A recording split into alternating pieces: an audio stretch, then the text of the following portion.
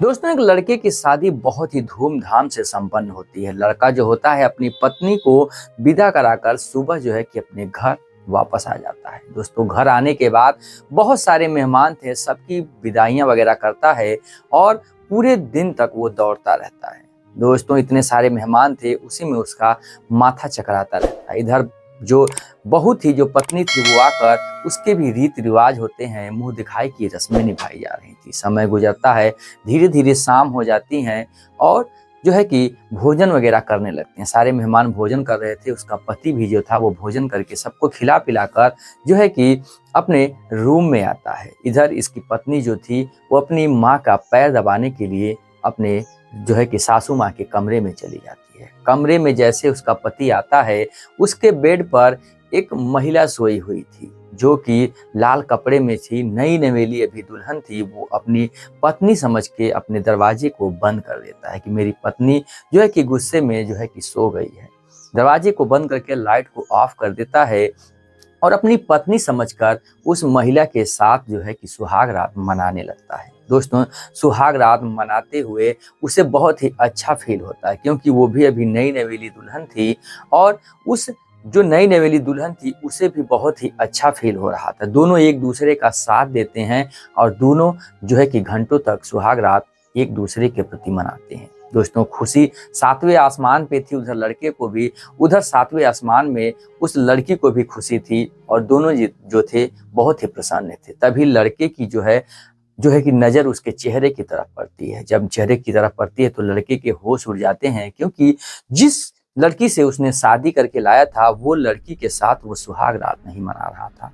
वो लड़की कोई और थी जिसके साथ वो शारीरिक संबंध बना रहा था। तुरंत ही वो उस बेड से खड़ा हो जाता है और उस लड़की से कहता है कि ये क्या, तुमने ये कैसा अनर्थ कर डाला। जो लड़की होती है उसे इस बात का कोई पछतावा नहीं था कि मैंने ये क्या कर डाला। दोस्तों, समाज में आज भी ऐसे ऐसे लोग पड़े हैं जो ऐसी ऐसी घिनौनी वारदात का अंजाम दिलवा देती हैं और उसके बारे में नहीं सोचती कि समाज जानेगा तो इस रिश्ते का क्या नाम देगा, इस रिश्ते को क्या। उससे पहले आपसे छोटी सी रिक्वेस्ट है, चैनल पर नए हैं तो चैनल को सब्सक्राइब कर लें और वीडियो हमारी अच्छी लगे तो कमेंट बॉक्स में अपनी राय लिखकर जरूर। ये कहानी है उत्तर प्रदेश के गाजीपुर जिले के एक छोटे से क्षेत्र की, जहां पर एक गांव में एक लड़का रहता है जिसका नाम राजू था। राजू बहुत ही होनहार और बहुत ही कुशल था।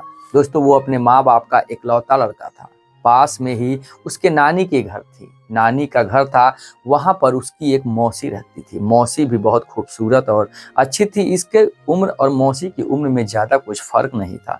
मौसी भी उसी स्कूल में पढ़ने आया करती थी और इधर राजू भी उसी स्कूल में जाया करता था। मौसी का नाम जो था कि अनीता था। अनीता भी बहुत खूबसूरत थी। ये लोग जो है कि रिश्तेदार होने की वजह से ये जो कि आपस में जो है कि इनकी दूरियां और दोस्ती बढ़ने लगी। दोस्ती धीरे धीरे कब प्यार में बदल गई, राजू और अनीता भी नहीं समझ पाए।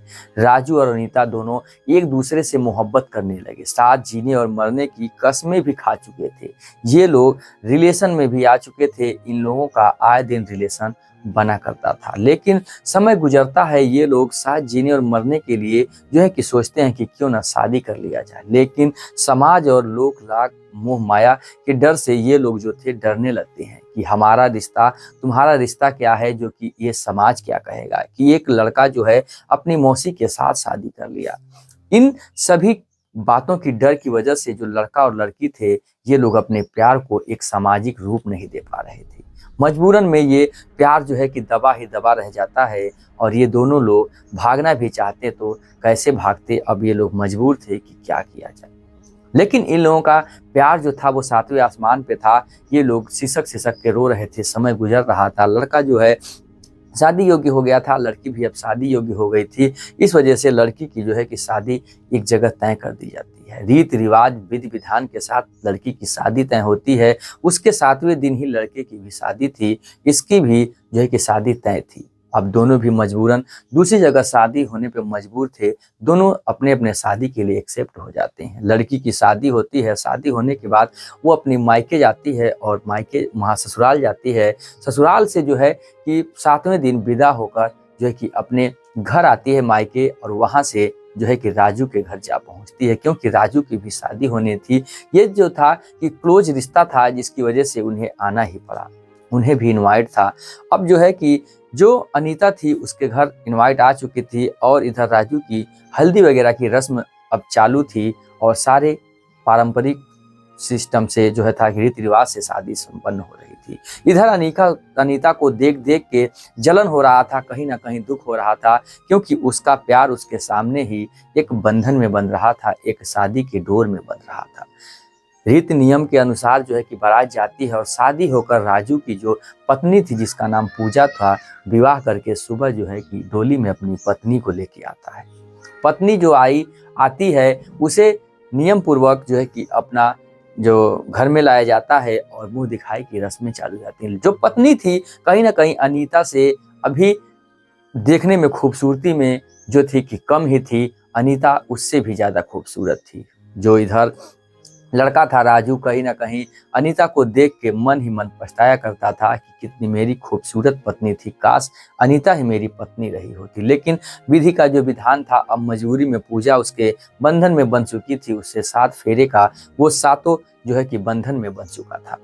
अब दिन भर रिश्तेदारों को इधर उधर जो है कि भेजता है और पूरा दिन कट जाता है। शाम हो जाती है, मेहमान नवाजी के लिए कुछ जो है कि मदिरा मांस की व्यवस्था थी, सब कुछ पार्टी वगैरह चल रही थी, सबको खिला पिला सुला कर जो है कि अब सोचता है कि क्यों ना मेरी सुहाग रात की रात है, अब कमरे में जाया जाए। अब इधर क्या होता है कि उसकी पत्नी जो पूजा थी वो बहुत भी संस्कारिक थी, बहुत ही अच्छे घराने से थी, एक गरीब थी, भले ही उसके घर में बहुत ही बड़ा घर था, इस वजह से वो अपनी सासू माँ के रूम में चली जाती है उसका सेवा सत्कार करने, बाल वगैरह बांधने, उसके शौक श्रृंगार पूरे करने के लिए। अब जो है कि वहाँ पर जाती है और करते करते बहुत लेट हो जाता है, वहीं खाकर उसे कब नींद लग जाती है वहीं वो सो जाती है। इधर जो इसका पति राजू होता है, ये अपने जो है कि सारे मेहमानों को निपटा कर अपने रूम में पहुंचता है। उससे पहले जो है कि सारे रीति रिवाज हो रहे थे, उससे पहले उसकी जो पुरानी एक्स फ्रेंड थी जो अनीता, उसे देख कर ये सारा सब कुछ जलन हो रहा था। कहीं ना कहीं उसके भी 7 दिन पहले शादी हुई थी, उसके कमर में दर्द थी और कुछ जो है कि परेशानी थी, जो कि एक वैवाहिक जीवन में परेशानियां आती रहती हैं एक पति और मतलब पत्नी को, जिसकी वजह से वो अपनी पीड़ा से तड़प रही थी। उसके कमर में दर्द थी, वो जाकर उसके ही बेड पर सो जाती है कि कुछ देर में उठेंगे और जाकर सो जाएंगे, तब तक अभी तो पूरा दिन है, अभी क्या करना। वो सो जाती है, कब उसे पता नहीं चलता और जो है कि उसके 10 बज जाते हैं रात के। लड़का जो होता है राजू पहुंचता है सुहाग रात मनाने के लिए, तो देखता है कि मेरी बीवी जो है कि साड़ी बदल चुकी है अभी और इसी बेड पर लेटी हुई है, क्योंकि उसका भी महज अभी 5 या 7 दिन ही शादी हुए होता है। वो समझ नहीं पाता कि ये मेरी दुल्हन है या कोई और है। अब लाइट को ऑफ करके उसके साथ फिजिकल रिलेशन बनाने लगता है, उसके साथ सुहाग रात मनाने लगता है। कहीं ना कहीं वो लड़की भी उस चीज की भूखी थी, क्योंकि उसके भी अभी 5-7 दिन ही शादी हुए होते हैं और वो जब सुहाग रात मनाने लगता है तो लड़की भी अपने आप को कंट्रोल नहीं कर पाती, उसके साथ संबंध बनाने लगती है, अपने आप को पूरा समर्पित कर देती है और उसके साथ सुहाग रात मनाने लगती है। घंटों तक इन दोनों का सिलसिला एक पति पत्नी के रूप में चलता है, जब तक कि दोनों की जो है कि आत्मा संतुष्ट नहीं हो जाती। जो पत्नी थी, जो पत्नी समझकर उसके साथ संबंध बना रहा था, कुछ समय बाद उसके जब चेहरे पर नजर पहुंचती है तो उसके होश उड़ जाते हैं कि ये क्या, तुमने तो अनर्थ कर डाला, मैं सुहाग रात तुम्हारे साथ मना रहा हूँ, आखिर मेरी पत्नी कहाँ है। वो कहती है पत्नी को तो मुझे नहीं पता, मेरा कुछ दिक्कत था जो कि मेरे पीरियड्स आ रहे थे, जिसकी वजह से मैं आकर यहाँ पर सो गई और देखो विधि का विधान था, तुम्हारे साथ ही मैंने प्यार किया, मोहब्बत किया और तुम्हारे साथ ही आज सुहाग रात भी मैंने मना ली।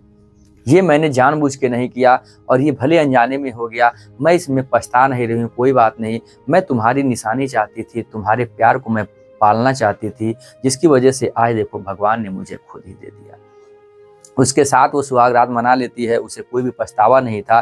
कहीं ना कहीं राजू को जरूर पछतावा था कि मैंने ये क्या कर डाला, अपनी ही सगी मौसी के साथ सुहाग रात मना डाला, लेकिन मौसी को कोई भी पछतावा नहीं था।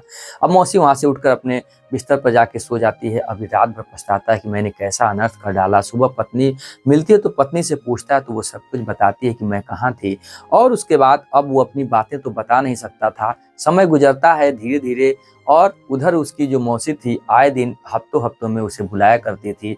अब जब ये जाता था तो वो पूछती थी कि आखिर मौसी तुम क्यों बुलाती हो, तो वो बताती है कि मेरा जो पति है उसके जो है कि नपुंसकता की कमी है, जो कि मेरे साथ कुछ ऐसा व्यवहार वो नहीं कर पाता, जो कि मैं प्यार की भूखी हूँ, मजबूरन तुम्हारे साथ ही मैं ये समय बिता रही हूँ। मेरा पति भी कहता है कि कोई दिक्कत नहीं, तुम ये सब कर सकती हो, क्योंकि मेरे अंदर ही जब कमी है तो मुझे कोई दिक्कत नहीं है।